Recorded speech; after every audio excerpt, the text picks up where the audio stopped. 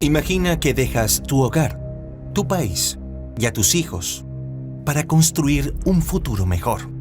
Imagina llegar a un nuevo lugar, trabajar sin descanso, superar una enfermedad grave y volver a creer en el amor. Ahora imagina que después de todo ese esfuerzo, tu historia termina en silencio, rodeada de secretos, contradicciones y una verdad que solo una persona conoce. Hoy veremos qué le pasó realmente a Romina Celeste, la joven paraguaya que llegó a España buscando esperanza y a la que la justicia todavía no ha podido devolver completamente. Hola, soy Levi y te invito a quedarte conmigo hasta el final del video. Así, juntos, entenderemos qué pasó realmente y por qué su historia sigue pidiendo justicia. Déjame en los comentarios desde dónde me estás viendo. Y si aún no lo haces, suscríbete para no perderte ninguno de estos casos. Comencemos. Romina Celeste Núñez llegó al mundo en Ñemby, una pequeña localidad dentro del área metropolitana de Asunción, en Paraguay. Creció rodeada de precariedades, pero también de afecto. Su familia, aunque humilde, siempre fue un pilar para ella.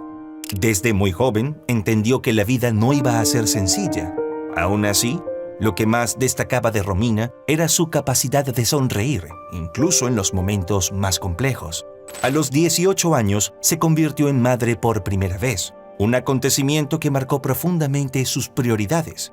Su hijo se transformó en su motor, en la razón por la que cada decisión que tomó después estuvo orientada a darle un futuro mejor. Y justamente con ese propósito, cuando tenía apenas 20 años, tomó uno de los pasos más difíciles de su vida: dejar Paraguay. En 2010 viajó a España con la esperanza de construir desde cero un camino que le permitiera ayudar a su familia y reunir suficiente dinero para sacar adelante a su pequeño. Se instaló en Alcobendas con una tía y un primo, y desde el primer día trabajó en todo lo que pudo. Era constante, responsable, incansable. Quienes la conocieron siempre la definieron como una joven amable, alegre y dedicada a su trabajo, alguien que no dudaba en asumir varias tareas para enviar dinero cada mes a Paraguay. En España, también experimentó el amor nuevamente y llegó a formar una relación de la cual nació su segundo hijo. Aunque esa historia no prosperó, Romina siguió adelante sin perder su carácter luchador. A pesar de sus múltiples responsabilidades, construyó un círculo social que la apreciaba profundamente. Sin embargo, la vida le jugó una carta inesperada. Fue diagnosticada con cáncer. Fue un duro golpe, pero ella no se rindió. Tras tratamientos en Madrid, logró superar la enfermedad. Una vez recuperada, hizo lo que siempre hacía: mirar hacia adelante. Retomó planes, ilusiones, y por primera vez en mucho tiempo, volvió a abrirle la puerta al amor. Fue entonces cuando conoció a Raúl Díaz Chacón, un hombre que cambiaría su vida para siempre. Cuando Romina conoció a Raúl, pensó que por fin la vida empezaba a darle una tregua. Él era mayor que ella, un ingeniero con estabilidad, buen sueldo y un aparente carácter detallista. Le enviaba flores casi a diario y parecía dispuesto a construir con ella una relación seria. Después de los años difíciles que había vivido, Romina quiso creer que esta nueva etapa sí podía ser diferente. Ambos comenzaron una vida juntos marcada por cambios constantes debido al trabajo de Raúl, que debía trasladarse con frecuencia. Cuando él se estableció en Lanzarote, Romina aceptó mudarse y apostó por un futuro a su lado. Se instalaron en una zona residencial acomodada, un entorno que para ella representaba un nuevo comienzo: tranquilidad, estabilidad y la posibilidad de tener una familia unida. Pero ese espejismo duró poco. Con el tiempo, pequeñas señales empezaron a romper la imagen del hombre atento que Raúl mostraba al principio. La familia de él nunca aceptó la relación.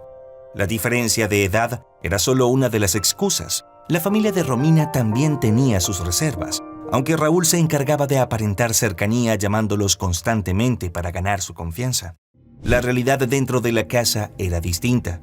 Romina, que siempre fue discreta con sus problemas, empezó a dejar entrever detalles que preocupaban a quienes la rodeaban. Se supo que unos meses antes de casarse lo había denunciado por malos tratos, pero retiró la denuncia casi de inmediato. Nunca explicó del todo por qué. Tampoco dijo por qué días antes de desaparecer llegó a urgencias con golpes visibles y un dolor fuerte en las costillas. A esto se sumaron los mensajes que envió a su familia en Paraguay. Reconocía que Raúl estaba cada vez más agresivo, que tenía miedo y que temía que la próxima vez no podría contarlo. Era una frase desesperada, casi una advertencia, pero nadie imaginó hasta dónde llegaría la historia. También hubo decisiones extrañas impuestas por Raúl. Por ejemplo, obligarla a enviar su hijo menor nuevamente a Paraguay para poder vivir como recién casados, dejándola sola, aislada y completamente dependiente de él. Romina intentaba mantener una apariencia de normalidad, pero lo que se veía desde fuera como una vida de lujo escondía tensiones, silencios y episodios que ya anticipaban que la situación terminaría de la peor manera. Y es que el 31 de diciembre de 2018, la vida de Romina Celeste quedó congelada en el tiempo. Esa noche vieja fue la última vez que alguien la vio con vida. Desde ese día, nada volvió a encajar. Lo primero que llamó la atención fue el silencio. Romina siempre mantenía contacto con su familia, especialmente con su madre y su hermana en Paraguay. Pero después de esa fecha, ninguna llamada, ningún mensaje, nada. Ellas fueron las primeras en darse cuenta de que algo no estaba bien. Mientras tanto, Raúl actuó como si no hubiera motivo para preocuparse. Cuando la familia le pidió que denunciara la desaparición, se negó una y otra vez. Alegó que no era la primera vez que Romina se iba por unos días. Incluso llegó a decir que quizá había decidido tomarse un tiempo o buscar trabajo en otra ciudad. Esa tranquilidad tan fuera de lugar incrementó las sospechas. Pasaron 7 días hasta que, presionado por la madre de Romina, finalmente acudió a la policía. Tenía una historia lista. Dijo que el 31 habían discutido porque Romina le pidió dinero para traer a su hijo mayor desde Paraguay. Según él, ambos salieron de la casa por separado y no volvió a verla. Al regresar el 1 de enero, aseguró encontrar la vivienda sin señales de ella, con algo de dinero faltante y su teléfono desaparecido. Con esa versión, intentó justificar por qué no dio aviso antes. Pero los investigadores no tardaron en notar que había demasiadas lagunas, demasiadas contradicciones. El relato no encajaba con la personalidad de Romina, ni con sus planes, ni con la manera en que se comportaba cuando se alejaba de casa. Además, su teléfono no había vuelto a encenderse después del 1 de enero, lo que indicaba que algo grave había ocurrido. A la policía le resultaba imposible ignorar el historial previo: denuncias retiradas, visitas a urgencias, mensajes de miedo, episodios violentos.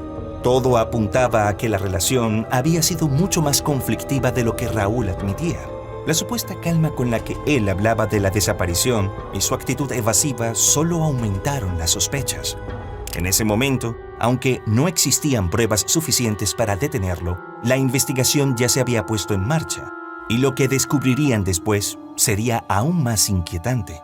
Los agentes comenzaron examinando el entorno de la pareja y rápidamente identificaron un patrón. Había antecedentes de violencia, una denuncia retirada, mensajes preocupantes enviados por Romina y una visita reciente a urgencias con golpes visibles. Aún así, ninguna de estas señales permitía detenerlo, pero sí justificaban profundizar. Como Raúl seguía mostrándose tranquilo e incluso indiferente, los investigadores decidieron intervenir su teléfono. Durante 2 semanas escucharon sus conversaciones sin obtener información relevante. Pero un día, la fachada aparentemente controlada se resquebrajó. En una llamada a un primo cercano, Raúl reveló algo que cambiaría por completo el rumbo del caso. Reconoció que se había deshecho del cuerpo de Romina. Ese audio fue suficiente para detenerlo. Aún así, cuando se vio frente a los agentes, negó haberle quitado la vida. Contó otra versión todavía más confusa, asegurando que la había encontrado sin vida en casa y que, por miedo, había decidido deshacerse del cuerpo. Sus explicaciones solo aumentaron las dudas. ¿Por qué alguien que afirma no haber cometido ningún delito optaría por decisiones tan extremas para ocultar un fallecimiento? La policía inspeccionó la vivienda y encontró rastros de limpieza reciente, paredes recién pintadas y espacios que sugerían haber sido manipulados. Además, descubrieron que Raúl había comprado sosa cáustica en los días posteriores a la desaparición, un indicio que reforzó sus sospechas. También investigaron un vehículo que él había alquilado entre el 2 y el 6 de enero. El coche había recorrido unos 1000 kilómetros en solo 4 días, algo completamente inusual para alguien que aseguraba estar en casa esperando noticias de su esposa. Un perro entrenado especialista en detectar restos humanos marcó el automóvil como positivo, lo que indicaba que en ese vehículo se había transportado algo relacionado con Romina. Cada hallazgo añadía más presión sobre Raúl. Las contradicciones en su relato, sus decisiones inexplicables y el rastro que había dejado en los días posteriores reforzaron la hipótesis policial. Él sabía exactamente qué había pasado y estaba intentando borrar cualquier prueba. La investigación avanzaba rápido, pero todavía faltaba lo más importante: encontrar a Romina. Durante semanas se organizaron búsquedas por mar, tierra y zonas costeras de Lanzarote. El trabajo era lento, exhaustivo y emocionalmente desgastante, especialmente para la familia de Romina, que seguía todo desde Paraguay con el corazón encogido. El 21 de febrero de 2019, más de un mes después de la desaparición, llegó el primer avance significativo. Un pequeño resto orgánico recuperado en la costa fue enviado a analizar y gracias a una muestra de ADN proporcionada por la madre de Romina, se confirmó que pertenecía a ella. Era un fragmento de pulmón, suficiente para establecer que, aunque mínima, la evidencia del rastro de la joven seguía allí. Este hallazgo reforzó aún más la hipótesis policial. Todo coincidía con las sospechas sobre las acciones que Raúl habría cometido después del 1 de enero. Aunque él insistía en su versión, que había encontrado a Romina sin vida y que solo intentó deshacerse del cuerpo por pánico, las pruebas recopiladas pintaban un panorama completamente diferente. Había compras sospechosas, trayectos inexplicables, rastros en el vehículo, paredes recién pintadas y una multitud de contradicciones difíciles de justificar. A pesar de todo, el caso seguía incompleto. La mayor parte del cuerpo de Romina no había sido recuperado, y los forenses necesitaban más restos para poder evaluar cualquier otra causa que arrojara luz definitiva sobre los hechos, incluyendo la posibilidad o no de alguna sustancia en su organismo, como afirmaba Raúl. Su familia, desde Paraguay, continuaba esperando respuestas. No han podido viajar a España, pero su hermana ha movido cielo y tierra a través de redes sociales para mantener el caso visible, presionar a las autoridades y exigir que no se detenga la búsqueda. Lo único que quieren es recuperar a Romina y saber la verdad. En junio de 2023, tras un juicio tremendamente duro, Raúl admitió su responsabilidad ante el tribunal. Ya no podía sostener las versiones contradictorias que había repetido durante años. A pesar de eso, nunca explicó de forma creíble qué ocurrió realmente en esa casa la noche del 31 de diciembre. Lo único que dijo fue lo mismo que ya había intentado utilizar para defenderse, que se encontró a Romina sin vida y que actuó movido por el pánico, pero el jurado no creyó su historia. El veredicto fue contundente. Lo declararon culpable por unanimidad, no solo por homicidio, sino también por maltrato habitual, lesiones, profanación de cadáver y simulación de delito. La sentencia final estableció una pena de 15 años, 9 meses y 4 días de prisión, además de una indemnización económica para la madre de Romina y los 2 hijos de la joven paraguaya. Con ese fallo, el caso parecía acercarse al cierre, pero en realidad no fue así. Poco después se supo algo que sembró indignación. El único resto biológico recuperado de Romina, un fragmento de pulmón hallado en la costa, había sido destruido por orden judicial. El juzgado había fijado un plazo de 3 meses para que las partes se opusieran, y ninguna alegación llegó dentro de ese tiempo. Sin embargo, la familia aseguró posteriormente que nunca fue informada de forma clara, que jamás se les consultó y que se enteraron cuando ya era demasiado tarde. Hoy, en noviembre de 2025, ese punto sigue siendo uno de los momentos más dolorosos para ellos. Perdieron la posibilidad de futuras pruebas forenses que quizás habrían aportado respuestas que hoy todavía no existen. Otro aspecto que generó controversia fue la lentitud con la que se realizaron ciertos análisis clave. Hubo informes periciales, como el relacionado con unas tijeras que podrían haber sido utilizadas durante el desmembramiento, que tardaron años en completarse. Para la familia de Romina, estas demoras no solo retrasaron la justicia, sino que mostraron una falta de sensibilidad hacia un caso que desde el inicio pedía acciones rápidas y firmes. A pesar de que existe una sentencia y un culpable en prisión, el caso sigue incompleto. No se han recuperado la mayoría de los restos de Romina y su familia continúa luchando para que las búsquedas no se detengan. Su hermana mantiene vivo el caso en redes sociales y grupos de apoyo en Paraguay y España. Recuerdan que la verdad completa sigue fragmentada, igual que los pocos restos que se encontraron de Romina. A finales de 2025, Raúl continúa cumpliendo condena, sin haber dado nunca detalles coherentes sobre lo ocurrido.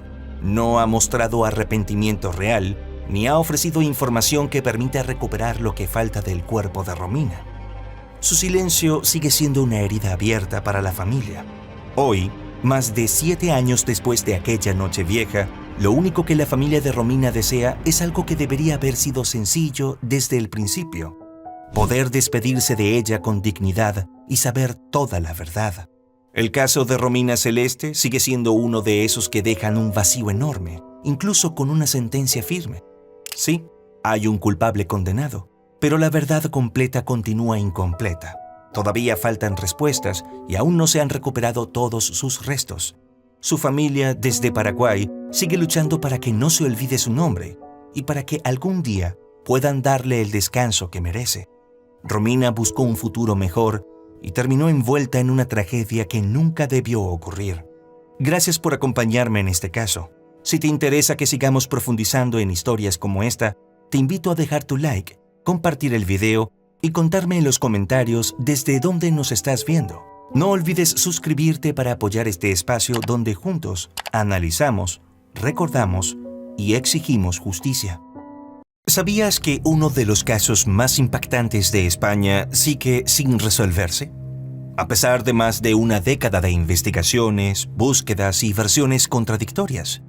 Imagina que una tarde cualquiera, una joven sale de su casa sin saber que ese sería el último paso que daría ante los ojos del mundo.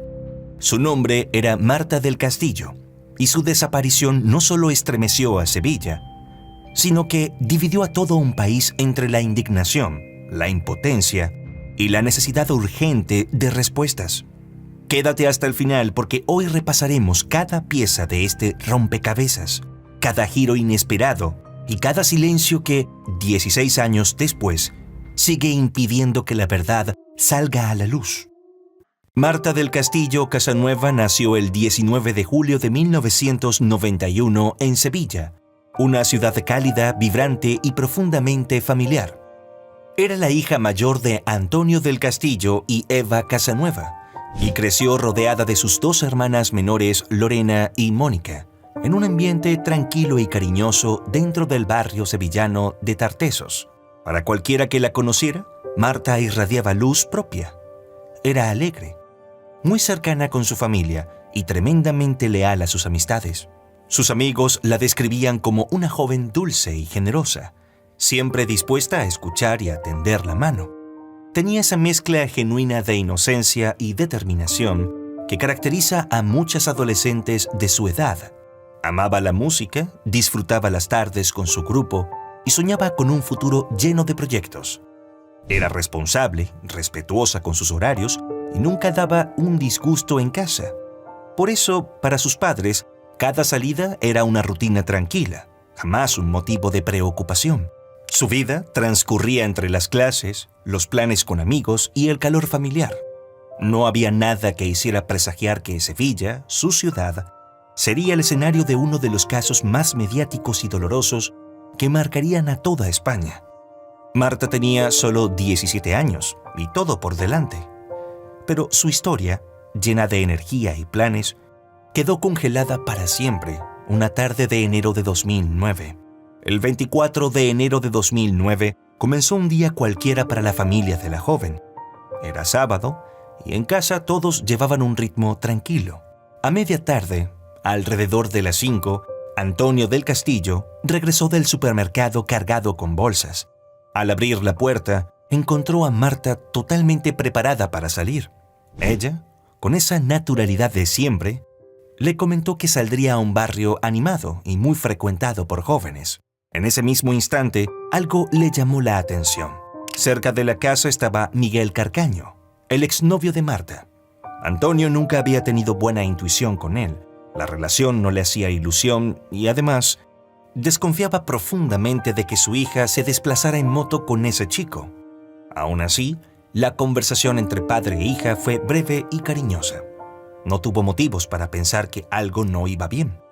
Marta salió de la casa y, sin saberlo, esa sería la última vez que su padre la vería. Con el paso de las horas, la normalidad empezó a quebrarse. Marta siempre respetaba sus horarios y sobre todo siempre contestaba el móvil. Esa noche no lo hizo. Entre las 11:30 y la medianoche, la inquietud de sus padres comenzó a transformarse en alarma. Su madre llevaba horas intentando llamarla. Primero el teléfono sonaba sin respuesta y luego, repentinamente, dejó de tener cobertura. Algo no encajaba. Algo dentro de la familia se sentía profundamente extraño. Mientras intentaban mantener la calma, empezaron a llamar a las amistades de Marta buscando cualquier pista de dónde podría estar. Y poco a poco, las respuestas de los amigos fueron componiendo el inicio de una noche llena de contradicciones, silencios y hechos que jamás encajarían por completo.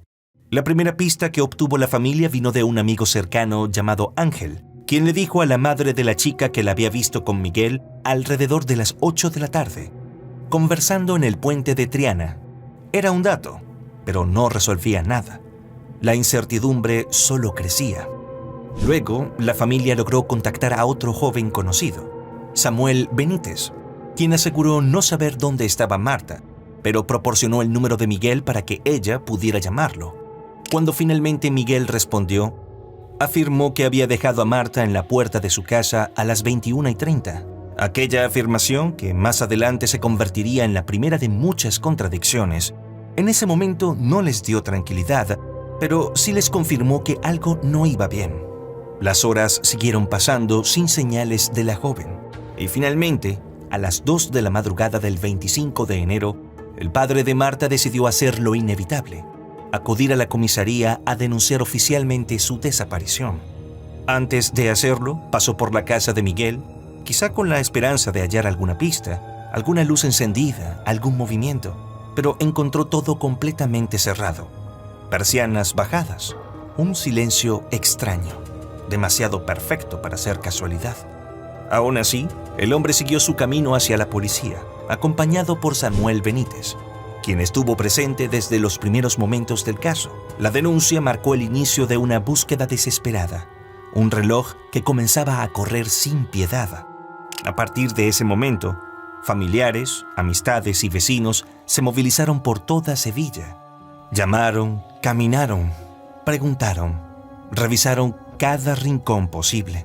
Y aunque la policía ya había iniciado las primeras diligencias, fueron ellos, la gente que quería a Marta, quienes esa noche encendieron una alerta que jamás volvería a apagarse. Esa misma madrugada, un grupo de adolescentes, los más cercanos a Marta, se movilizó acompañado por la madre de su mejor amiga. No esperaron instrucciones ni protocolos, simplemente empezaron a caminar, a llamar, a preguntar, a recorrer calles que conocían de memoria. Y muy pronto, todas las miradas se dirigieron hacia un punto en común: el piso de León 13, aquel en el que Miguel podía entrar cuando quisiera y donde, según algunas pistas tempranas, Marta podría haber estado. Cuando el grupo llegó al edificio, comenzaron a tocar de manera insistente la puerta, pero nadie respondía. Tocaron, llamaron, gritaron el nombre de Miguel. La tensión subió cuando de pronto se abrió la puerta y apareció Francisco Javier Delgado, el medio hermano de Miguel. Su actitud, según relataron después quienes estuvieron allí, resultó extraña, distante, casi mecánica. Pero lo que más impacto causó fue el olor. Un olor fuerte, intenso, penetrante a lejía y productos de limpieza, que salía directamente desde el interior del piso. Tan intenso que varios de los jóvenes lo recordaron en sus testimonios como un detalle imposible de ignorar. Francisco Javier aseguró que Marta había pasado por allí apenas un rato para recoger unos CDs y que cuando él volvió ya no estaba. Dijo también que Miguel había salido hacia la casa de su novia, donde supuestamente dormía cada noche. Nada encajaba, y cuanto más hablaba, más dudas surgían. Horas más tarde, al piso también llegó el tío materno de Marta. Él no solo habló con Francisco Javier, sino que también conversó con vecinos del edificio. Y fue entonces cuando la inquietud dio paso al verdadero pánico.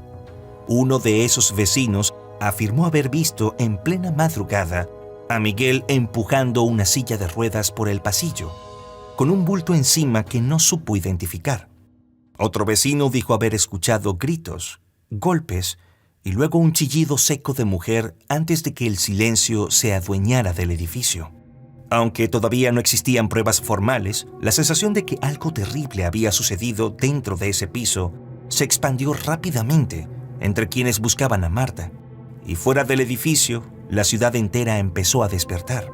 Y las primeras reconstrucciones empezaron. Según la primera investigación, después de despedirse de su padre aquella tarde, Marta se subió a la motocicleta de Miguel. Eran las 5:45 p.m. cuando ambos hicieron su primera parada, la casa de una amiga a la que Marta debía entregarle unos apuntes. Esa visita fue corta, apenas unos minutos. Nada parecía fuera de lo normal. Marta conversó con naturalidad, entregó el material y volvió a la moto para seguir su ruta con Miguel. A partir de ese punto, la noche se fue transformando en un rompecabezas que, hasta hoy, sigue sin completarse. Su siguiente destino fue una pequeña reunión improvisada, un botellón, en un parque. Allí se encontraron con varios amigos, entre ellos un menor de 15 años que marcaría el caso para siempre. Francisco Javier García, conocido como el Cuco, y como nos referiremos a él de ahora en adelante para no confundirlo con el medio hermano de Miguel. Durante algo más de una hora, el grupo charló, bebió algo, escuchó música.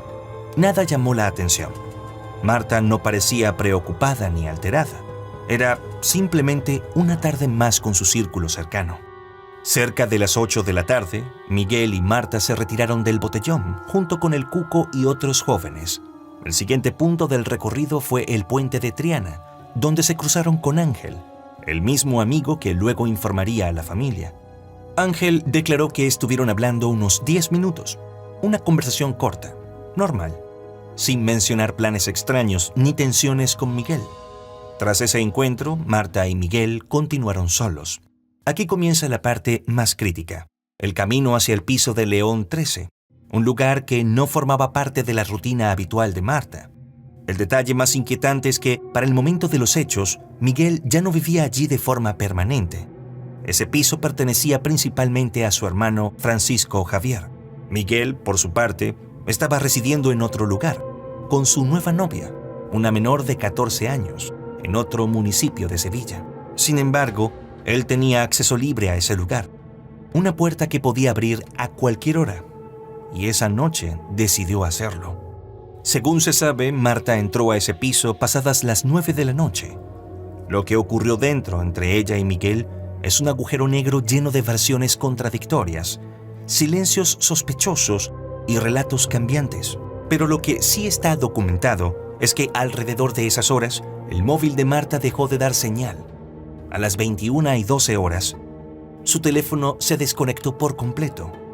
Ya no daba tono, no registraba llamadas perdidas y aparecía sin cobertura. En los días siguientes, Sevilla se volcó por completo. Vigilias, marchas, reparto de carteles, batidas organizadas, búsqueda con perros especializados, helicópteros, drones, dispositivos de rastreo. Todo lo que podía hacerse se hizo. Cuadrillas de vecinos caminaban a diario por descampados, el cauce del río, parques, carreteras, fincas. La sociedad entera reclamaba respuestas. La presión crecía. Los medios cubrían cada minuto. Las redes sociales explotaron con mensajes y cadenas de ayuda. Y mientras todo esto ocurría, personas como el Cuco y Samuel Benítez, que más adelante estarían implicadas en la investigación, participaban activamente en esas mismas búsquedas, mezclándose entre voluntarios, mirándolo todo por fuera como si nada supieran. Era el inicio de un laberinto en el que las calles se llenaron de gente, pero ninguna pista sólida llevaba al paradero de Marta. Con la presión social creciendo y las primeras sospechas centradas en Miguel Carcaño, la policía decidió intervenir su teléfono. Esa decisión reveló una llamada clave entre Miguel y Francisco Javier en la que este último le aconsejaba que no dijera nada, asegurándole que la policía no sospecha de él. Pero era ya demasiado tarde. Esa conversación bastó para que Miguel fuese detenido y llevado a declarar. Lo que ocurrió entonces marcó el inicio de un laberinto aún más oscuro. Miguel se quebró y confesó, pero su confesión sería solo la primera de una larga cadena de versiones contradictorias que jamás coincidieron entre sí. En su primera versión, Miguel aseguró que después de una discusión en su habitación del piso de León 13, tomó un cenicero y golpeó a Marta en la cabeza. Dijo que ella quedó inmóvil y, creyendo que había muerto, llamó a Samuel y al Cuco. Según esta versión, entre los tres envolvieron el cuerpo, lo cargaron en la silla de ruedas de la madre fallecida de Miguel y lo trasladaron al automóvil de la madre del Cuco. Allí, afirmó, arrojaron el cuerpo al río Guadalquivir. Esta versión provocó un enorme despliegue policial para buscar a Marta en el río. Durante días, buzos, equipos especializados y embarcaciones peinaron la zona sin resultados. Posteriormente, Miguel volvió a modificar su relato. Esta vez afirmó que tanto él como el Cuco habían agredido sexualmente a Marta. Dijo que después de la agresión, el Cuco tomó un cable y la estranguló. Esta versión, muy dura y explícita, nunca logró sostenerse con pruebas, pero sí generó una enorme conmoción en la opinión pública. La policía encontró en el piso 13 indicios de violencia. ADN de Marta en una colcha, en la cama, en una silla, en la mesa del ordenador. También se halló un cable con rastros genéticos de Miguel y de su hermano. Pero nada de esto lograba confirmar una secuencia clara de los hechos. Solo mostraba que algo grave, sin duda, había ocurrido allí. Presionado por las inconsistencias, Miguel volvió a la primera versión, afirmando de nuevo que él había golpeado a Marta con un cenicero.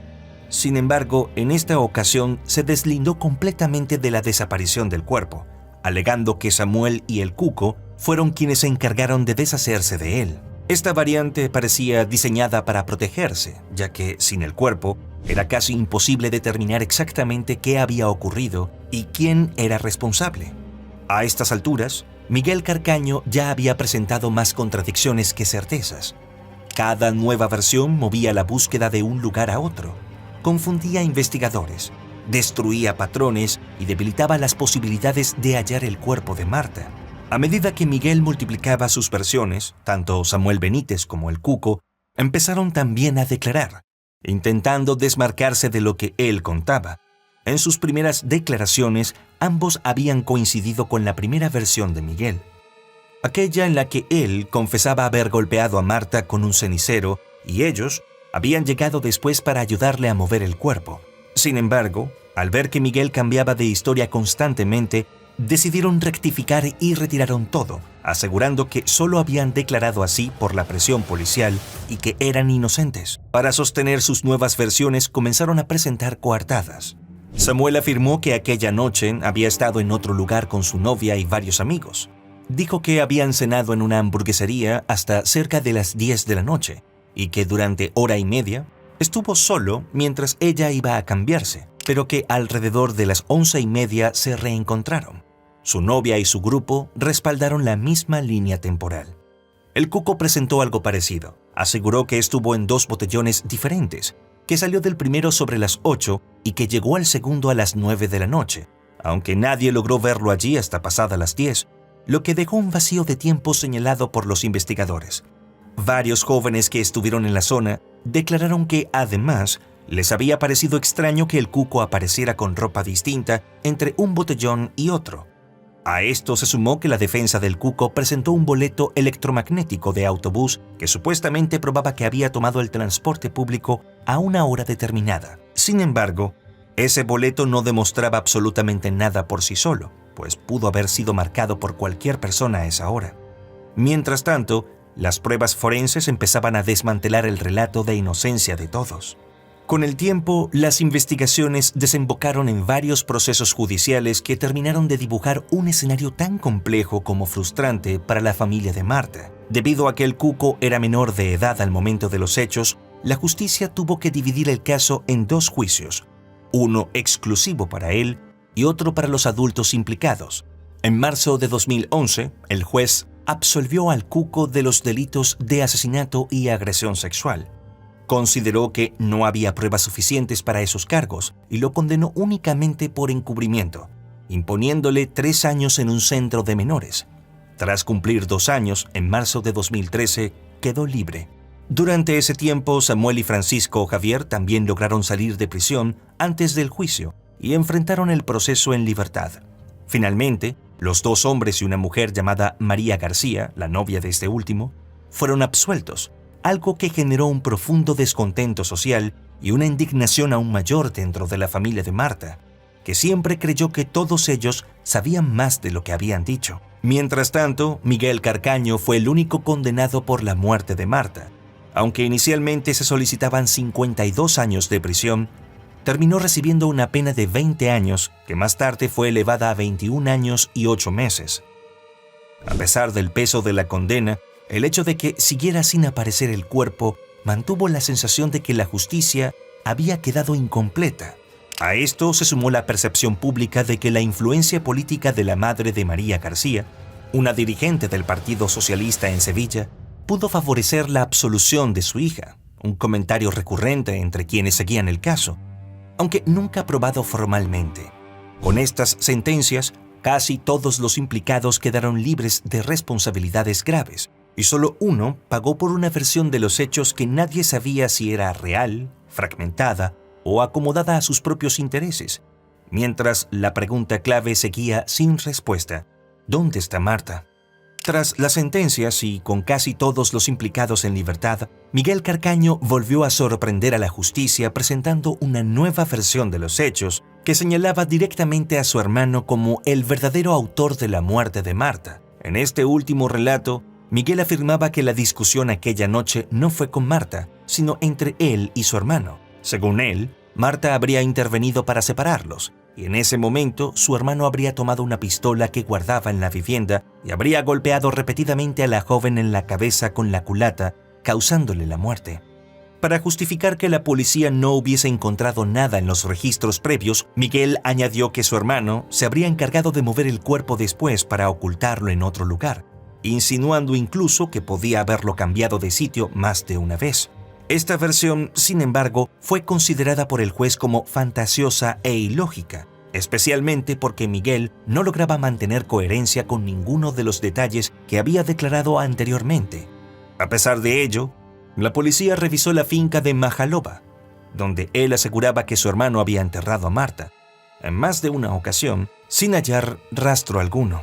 Durante este período también surgieron rumores que complicaron aún más el dolor de la familia, como la posibilidad de que el cuerpo hubiese sido incinerado clandestinamente debido a que el padre de la novia de Miguel trabajaba en una funeraria. Se sumaron además testimonios como el de la propia novia de Miguel, quien llegó a decir que él la había enterrado cerca de su casa, lo que motivó nuevas búsquedas que tampoco dieron resultados. Todo eran caminos que ofrecían esperanza por unas horas, solo para cerrarse con la misma oscuridad. En 2019, al cumplirse 10 años de la desaparición, salieron a la luz audios entre el cuco, su madre y su abogado, donde admitían que habían mentido en su declaración sobre la hora en la que el cuco regresó a casa la noche de los hechos, reconociendo que no habían vuelto a la 1:30 como afirmaron, sino a las 4 de la madrugada, y dejando claro que estaban ocultando información para protegerlo. Esto llevó a un nuevo proceso por falso testimonio contra ellos dos, encendiendo nuevamente la esperanza de que, después de tantos engaños, alguien dijera finalmente la verdad. Sin embargo, lo único que quedó claro es que todos habían seguido adelante con sus vidas. El cuco y Samuel se marcharon a Francia, formaron familias y vivieron con normalidad. El hermano de Miguel y su novia se mudaron a Málaga, y Miguel, desde prisión, continuó cambiando versiones sin aportar ninguna prueba real. mientras la familia de Marta seguía atrapada en un duelo sin cuerpo, sin respuestas y sin un lugar donde llorar a su hija. A pesar del paso de los años y de que Miguel Carcaño lleva más de una década en prisión, el caso de Marta del Castillo sigue generando novedades importantes. En 2025, la justicia española volvió a mirar el expediente con atención después de que la Audiencia Provincial de Sevilla ordenara reabrir una parte de la causa. Esta vez no para investigar una nueva versión sobre el paradero de Marta, sino para esclarecer un posible caso de intrusismo profesional relacionado con el informe pericial del teléfono móvil de Miguel. El tribunal quiere determinar si el análisis del dispositivo fue realmente realizado por un perito titulado y si la prueba fue encargada formalmente por el juzgado o presentada irregularmente por alguna de las partes. Esta reapertura no responde directamente al paradero del cuerpo, pero sí abre la puerta a revisar elementos que, de haber sido elaborados de forma incorrecta, podrían alterar o replantear aspectos importantes del proceso. Paralelamente, en mayo de 2025 se reveló que instituciones penitenciarias habían incautado a Miguel material prohibido dentro de la prisión, lo que sugería que podía haber tenido acceso a dispositivos electrónicos o a comunicaciones no autorizadas. Este hallazgo provocó una investigación interna que terminó en manos del juzgado y reavivó las sospechas sobre el alcance real que el hombre ha podido tener desde prisión, especialmente porque la familia de Marta lleva años temiendo que él mantenga contactos o información que nunca ha querido revelar. En septiembre del mismo año, otro avance llegó desde el ámbito civil, cuando un juez ordenó embargar la nómina laboral que Miguel percibe trabajando dentro de la prisión, permitiéndole quedarse únicamente con 200 euros al mes para gastos personales y destinando el resto a la indemnización que debe a la familia de Marta. Aunque es una medida más simbólica que resolutiva, evidencia que la justicia sigue intentando, dentro de sus posibilidades, que el condenado responda a las responsabilidades económicas derivadas del crimen. Ese mismo año surgió una nueva polémica alrededor de Miguel Carcaño, que volvió a indignar a la familia de Marta y a buena parte de la sociedad. Tras más de una década cumpliendo condena, Miguel fue trasladado desde la prisión donde estaba en Ciudad Real hasta un centro penitenciario en Málaga. Aunque el traslado se justificó, lo que más llamó la atención fueron las características del nuevo centro al que fue enviado. Diversos medios señalaron que esa cárcel contaba con instalaciones consideradas de mayor comodidad que otras prisiones, mencionando áreas deportivas amplias, gimnasio completo e incluso una piscina climatizada. Elementos que, para muchos, resultaban incompatibles con el perfil de un reo condenado por un crimen tan mediático y doloroso como el de Marta del Castillo. La noticia produjo un profundo malestar, especialmente porque se interpretó como un privilegio impropio, más aún teniendo en cuenta que la familia de Marta lleva 16 años sin poder enterrar a su hija y viviendo un duelo suspendido. La madre de Marta expresó públicamente su indignación al saber que, mientras ellos siguen en la incertidumbre más absoluta, Miguel puede estar recluido en un centro con condiciones que, dentro del sistema penitenciario, se perciben como más ventajosas. Aunque Instituciones Penitenciarias defendió que el traslado respondía únicamente a criterios disciplinarios y logísticos y no a beneficios personales, la sensación social predominante fue que, una vez más, la balanza parecía inclinarse del lado de quien menos lo merecía. Sin embargo, detrás de estas resoluciones administrativas y técnicas persiste la realidad más dolorosa. El cuerpo de Marta sigue sin aparecer. Ni las múltiples versiones de Carcaño, ni las contradicciones del Cuco, ni las búsquedas en el río, vertederos, fincas y descampados, ni las nuevas revelaciones de los últimos años han permitido a la familia recuperar a su hija. Resulta incomprensible cómo un caso con tantos implicados, tantas contradicciones y tantas oportunidades para decir la verdad sigue, hoy en día, sin ofrecer la respuesta más esencial. ¿Dónde está Marta? Mientras todos los acusados han rehecho sus vidas, algunos en el extranjero, otros formando familias y otros disfrutando incluso de condiciones penitenciarias que muchos consideran privilegiadas, la familia del Castillo continúa atrapada en la misma noche de enero de 2009, sin un cuerpo que velar, sin un lugar donde llevar flores y sin una verdad que alivie siquiera una parte del dolor. La justicia hizo su trabajo en los papeles, Pero la realidad es que ninguna sentencia compensa 16 años de silencio, de mentiras y de indiferencia. Tal vez algún día el cansancio moral de quienes callan termine quebrándose y se atrevan por fin a decir lo que saben. Porque al final, la justicia no es solo una condena, también es la verdad. Y esa verdad sigue perdida en algún punto entre el miedo, la cobardía y el interés propio. Y hasta que no aparezca Marta, el caso de Marta del Castillo seguirá recordándonos que la peor injusticia es aquella que, a pesar de todo, permanece impune. Hasta aquí llega este relato, uno que sigue marcado por la ausencia, por el silencio y por tantas preguntas sin responder. Gracias por acompañar esta historia y por tomarte el tiempo de escucharla con el respeto que merece. Ojalá algún día la verdad salga completamente a la luz y la familia de Marta pueda obtener la paz que tanto merece. ¿Te imaginas que tu psiquiatra tuviese un oscuro secreto? En España, un joven médico le quitó la vida a una chica que se negó a tener relaciones con él. A pesar de todas las pruebas en su contra, gracias a varios atenuantes, le redujeron la pena. Hoy, ese hombre está libre, con título universitario, trabajando y con su expediente casi limpio. Justicia, privilegios o un sistema que falla cuando más se le necesita. Esta es la historia de José Diego Illanes Vizcay, el psiquiatra que mató y fue premiado con la libertad. Quédate conmigo hasta el final del video para saber todos los detalles de este caso. Nagore Laffage nació el 1 de marzo de 1988 en Irún, en el País Vasco, España. Era hija de Xomin Laffage y Asun Casasola y tenía un hermano llamado Javier. Nagore era una chica sociable, simpática, de esas que caen bien nada más conocerlas. Habladora, cercana, muy querida tanto por su familia como por su grupo de amigos. Era independiente y abierta al mundo. Había viajado por varios países de Europa gracias a programas de intercambio y siempre volvía con nuevas experiencias que compartir.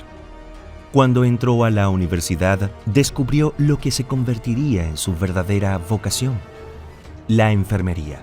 Le apasionaba cuidar a los demás. Se instaló en Pamplona, España, para realizar sus prácticas en el área de oncología en una prestigiosa clínica. Pese a la distancia, Nagore mantenía una relación muy cercana con su familia. En julio de 2008, durante una visita a Irún, aprovechó para pasar tiempo con los suyos.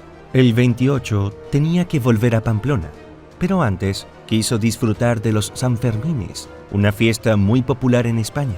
Invitó a sus padres y a su hermano, pero no pudieron acompañarla por compromisos ya asumidos. Así, el 7 de julio, Nagore decidió salir a celebrar San Fermín.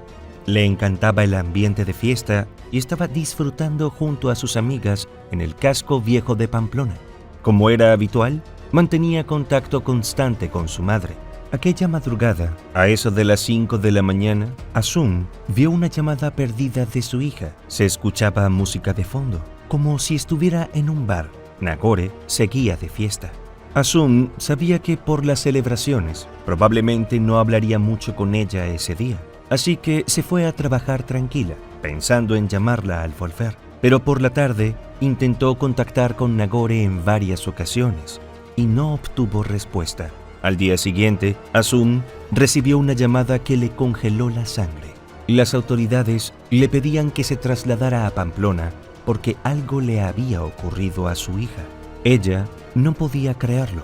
Estaba convencida de que Nagore estaba en sus prácticas hospitalarias esa mañana, pero tras recibir ciertas descripciones, cogió el vehículo junto a su hermana. Al llegar a la dependencia policial, le comunicaron la peor noticia de su vida. Habían hallado el cuerpo de su hija en una zona boscosa. Asun tuvo que identificar a Nagore. Estaba llena de golpes. Aquella imagen la marcaría para siempre. Pensó que jamás lograría borrarla de su mente. Los agentes le dijeron que el sospechoso ya estaba detenido.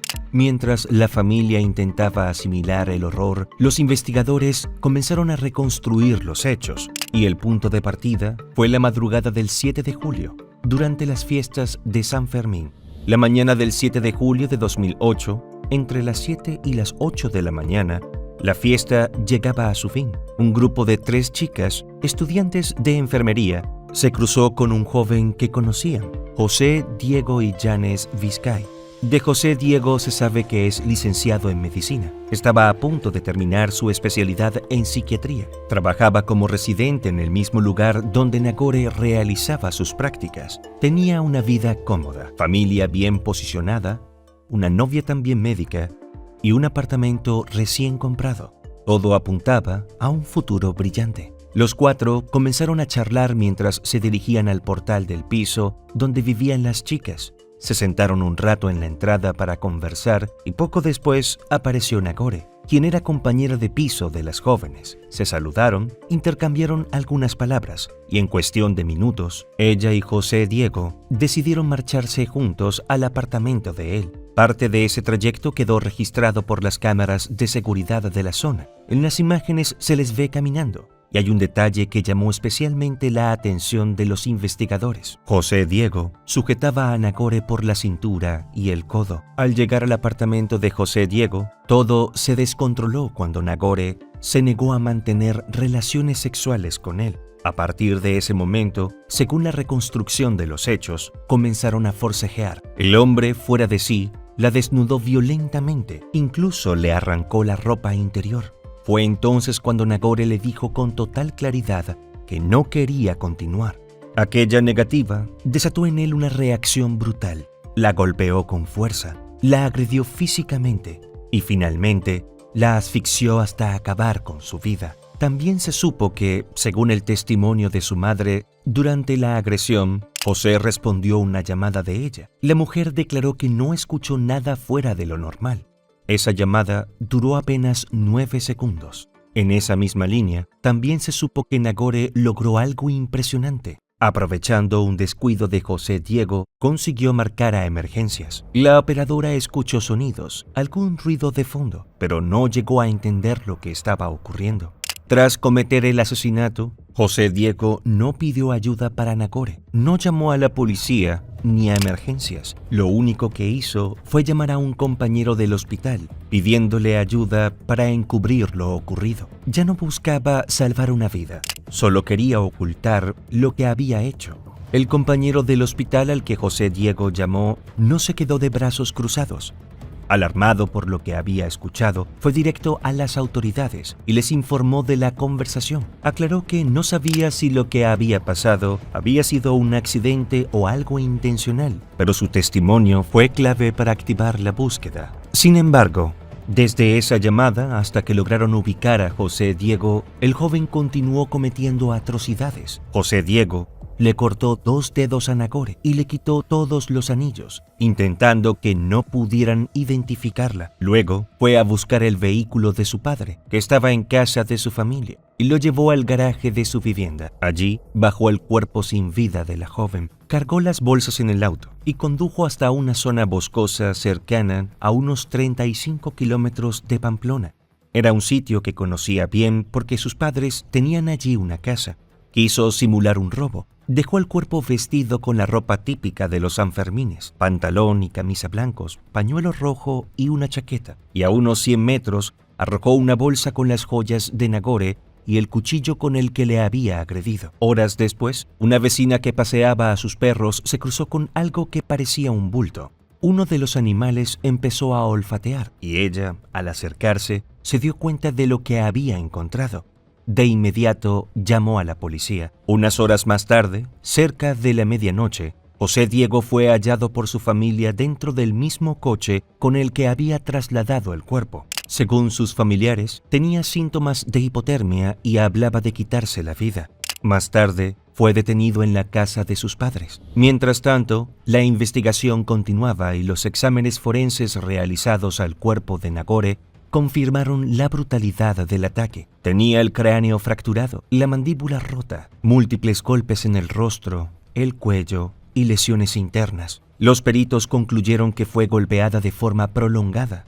Su ropa interior, el sujetador y el pantalón estaban desgarrados en varios puntos, lo que evidenciaba el uso excesivo de la fuerza. Con todas estas pruebas, llegamos al día del juicio. el cual comenzó el 2 de noviembre de 2009 en la Audiencia Provincial de Navarra. El caso fue evaluado por un jurado popular compuesto por 6 mujeres y 3 hombres. Asum, madre de Nagore, confiaba en que con tantas pruebas el juicio sería justo, sin importar que el jurado fuera popular. Sin embargo, esa percepción cambió con el paso de los días. Decidió no ingresar a la sala hasta el 4 de noviembre, cuando fue citada a declarar. En ese momento, el juez preguntó al jurado si querían formular preguntas sobre Nagore. Se recogieron 3 papeles. El juez leyó el primero y dijo que no se le preguntaría. Hizo lo mismo con el segundo. Al leer el tercero, dudó.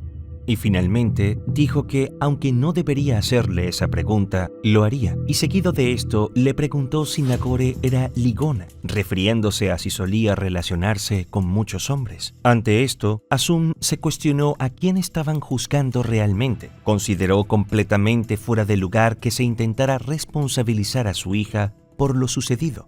Mientras tanto, nadie cuestionó que el acusado tuviera pareja estable y admitiera haberle sido infiel en varias ocasiones. A quien se juzgaba era a Nagore. La defensa presentó un argumento claro sobre el supuesto arrebato emocional de José Diego, afirmando que no recordaba nada de lo que había hecho.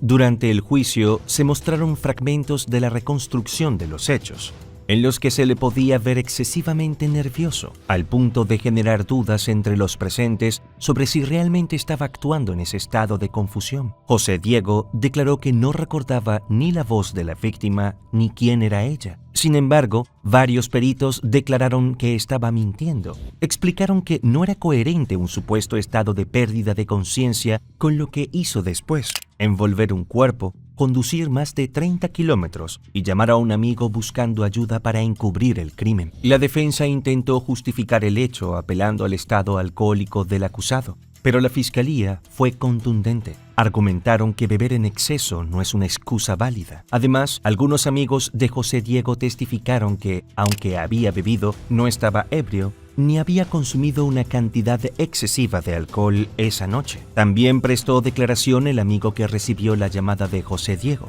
Afirmó que lo notó nervioso, pero en ningún momento lo vio fuera de sí. La fiscalía agregó que si realmente hubiera estado en estado de shock o con la conciencia alterada, no habría podido recorrer el camino hacia el bosque donde abandonó el cuerpo, ya que incluía tramos complicados de difícil acceso en automóvil. Otra prueba que causó controversia fue el registro del teléfono de José Diego, ya que se cree que cuando recibió la llamada de su madre, él no estaba presente. Fue Nagore quien, al tener acceso al móvil, intentó aprovechar ese momento para pedir ayuda. Marcó el número de emergencias. La llamada quedó registrada, y aunque el audio era de muy baja calidad, se escucha claramente la voz de una mujer diciendo «me va a matar». Sin embargo, el jurado desestimó esa prueba. Argumentaron que el rostro de Nagore tenía restos de sangre y que el teléfono no presentaba rastros, por lo que dedujeron que la llamada no la hizo ella. Pero nunca consideraron que los golpes pudieron haberse producido después de la llamada, una posibilidad que los expertos tampoco descartaron. La defensa sostuvo una versión completamente distinta. Alegaron que fue José Diego quien contestó la llamada de su madre, pero que, por la angustia, no pudo decir nada y colgó. Luego, según ellos, fue él quien llamó a emergencias para confesar lo que había ocurrido. Una versión poco creíble, sobre todo cuando la madre y la tía de Nagore afirmaron con total seguridad que reconocieron la voz de la joven en el audio. Más adelante, se presentó la declaración de José Diego, quien expresó que tenía el recuerdo de haber iniciado un encuentro muy fogoso con Nagore. Relató que le rompió la ropa interior y recordó que ella le pidió que se detuviera. Aunque aseguró no recordar su voz, afirmó que sí recordaba que ella le había dicho que no quería continuar y que la interacción había sido bastante fuerte. En sus palabras, apasionada. Afirmó tener muy presente el momento en el que todo cambió de dirección. Dijo que en un principio la situación fue consentida, pero al recibir el no, las cosas se volvieron más intensas. Cuando le preguntaron por qué no la dejó marcharse, respondió que creía que quería terminar las cosas bien, o quizás arreglar la situación de forma cordial. Mencionó que sentía que no se estaban entendiendo, que no estaban en la misma sintonía, y que no le gustaba irse enfadado con nadie. Afirmó que quería resolverlo. Una respuesta completamente contradictoria con lo que ocurrió esa mañana. José Diego negó haber abusado sexualmente de Nagore. También dijo no recordar haber limpiado el apartamento, a pesar de que los investigadores constataron el uso de desinfectante en la escena. Finalmente, José Diego señaló que, como cualquier persona, tenía fallas y pidió perdón. Claro, como si quitarle la vida a una persona fuese lo mismo que cometer un simple error. A nivel social, el caso generó un enorme debate. Aunque las pruebas eran abrumadoras, no faltaron comentarios que culpabilizaban a Nagore. Algunas personas cuestionaban por qué no se defendió, por qué subió al apartamento de José Diego o por qué no se negó con más firmeza, sin considerar que Nagore hizo todo lo que pudo. Se resistió, llamó a emergencias y dijo no en varias ocasiones. Como si no fuera suficiente que le quitaran la vida, la sociedad la estaba juzgando. Y es que nosotros como sociedad tendemos a juzgar a las víctimas en lugar de ayudarlas, sin saber que en algún momento podemos estar en su lugar. Realmente creo que el que le quiten la vida a alguien jamás será culpa de la víctima y siempre será del asesino. ¿O ustedes qué opinan? La clave del juicio sobre el crimen de Nagore fue determinar si hubo o no alevosía. La ausencia o existencia de esta marcaría una importante diferencia: homicidio o asesinato. La diferencia no era menor. Si se consideraba homicidio, la pena sería mucho más baja que si se trataba de asesinato. La defensa argumentó que no existía alevosía. Por el contrario, tanto la fiscalía como la acusación particular y popular sostuvieron que sí la hubo y que José Diego había asesinado a Nagore con plena conciencia de sus actos. Al final, luego de un largo proceso, el 17 de noviembre de 2009, un año después del crimen, se dictó la sentencia. El jurado declaró que no existió alevosía, por lo que José Diego Illanes Vizcay fue condenado por homicidio y no por asesinato. La condena para José Diego fue de 15 años de prisión, aunque se aplicaron varios atenuantes que redujeron la pena. Uno de ellos fue la reparación económica, el pago de 126.000 euros a la familia de Nagore. Aunque en un principio no quisieron aceptarlo, el abogado les recomendó hacerlo, ya que de rechazarlo, el dinero regresaría al hombre. Y de todos modos, se tomaría en cuenta como un gesto a favor suyo para reducir la condena. Otro de los atenuantes fue que José Diego confesó el crimen. Sin embargo, esto fue muy cuestionado, ya que no confesó por iniciativa propia, sino porque su amigo lo denunció tras recibir su llamada. El tercer atenuante fue el supuesto arrepentimiento que manifestó durante el proceso. Todo esto llevó a que se le redujera la pena en 2 años y medio, por lo que finalmente fue condenado a 12 años y medio de cárcel. Con una pena tan baja y con tantos atenuantes, parecía que el jurado quería dejarlo libre de una vez. Si nos paramos a pensar, José Diego jamás se arrepintió. Es más, en lugar de pedir ayuda como lo haría cualquier persona normal, manipuló el cuerpo de Nagore y lo abandonó en un lugar que pensaba sería difícil de encontrar. Solamente porque Nagore ya estaba sin vida y no podían condenarla a ella a prisión, no lo hicieron. Lamentable el actuar del jurado. Por si fuera poco, este sinvergüenza en 2015 pidió un indulto, pero se lo negaron. Ya con el paso de los años, para el 2017, se supo que José Diego estudió en prisión y obtuvo un máster en dietética y nutrición. También consiguió un título de entrenador personal. Además, para esa época, José Diego disfrutaba del 3er grado penitenciario, por lo que solo acudía a la cárcel para dormir. La opinión pública estalló en su contra al conocerse que había sido contratado como médico en una clínica de Madrid. El médico psiquiatra titular del centro confirmó que José no pasaba consulta ni tenía pacientes a su cargo, solo colaboraba en tareas de investigación. El mismo médico declaró que creía en la reinserción y lo había contratado porque nadie más le daba una oportunidad. Por su parte, Asum, madre de Nagore, expresó con rabia y el mismo dolor que la acompaña desde 2008 que lo único que quiere es que los pacientes de ese hombre sepan de lo que fue capaz. Eso sí, José Diego no pudo ejercer su profesión en el sistema público de salud hasta el año 2020. Momento en el que se dio por cumplida la totalidad de las penas impuestas, incluidas las órdenes de alejamiento hacia los padres y el hermano de Nagore. Toda esta situación generó una profunda angustia en la familia de la joven. En 2020, el padre de Nagore falleció tras más de 2 años de lucha contra el cáncer. En 2024, la Audiencia Nacional desestimó un recurso presentado por José Diego, en el cual él invocaba su derecho al olvido y solicitaba que se retiraran de los servidores de Internet todas las noticias relacionadas con el caso de Nagore. Pero la sala consideró que prevalece el derecho a la libertad de información y expresión frente al derecho del olvido. Si ese recurso se hubiera admitido, yo no podría estar narrando este video y ustedes no se estarían enterando de lo que es capaz este hombre llamado José Diego Illanes Vizcay, un asesino retorcido y calculador que mintió durante su juicio y tuvo el cinismo de pedir perdón sin siquiera derramar una lágrima. Hoy, José Diego ya se encuentra en libertad completa y trabaja como investigador en el área de psiquiatría. Ha podido ejercer su carrera, seguir con su vida y cumplir con sus metas, algo que Nagore no pudo gracias a él. Y es que vivimos en una sociedad que juzga a las víctimas y las pone en el ojo público, cuando muchas ya no tienen ni siquiera la oportunidad de defenderse. Vivimos en una sociedad donde las personas juzgan a otros por sus títulos o logros, sin pararse a pensar que detrás de una mente que muchos consideran brillante puede existir el más horrible asesino. Muchos dicen y creen en la reinserción social de los asesinos, hasta que sufren alguna pérdida a manos de uno de ellos. Y recuerden, el hombre que están viendo en sus pantallas se llama José Diego Illanes Vizcay y es un cruel y despiadado asesino que ahora está libre.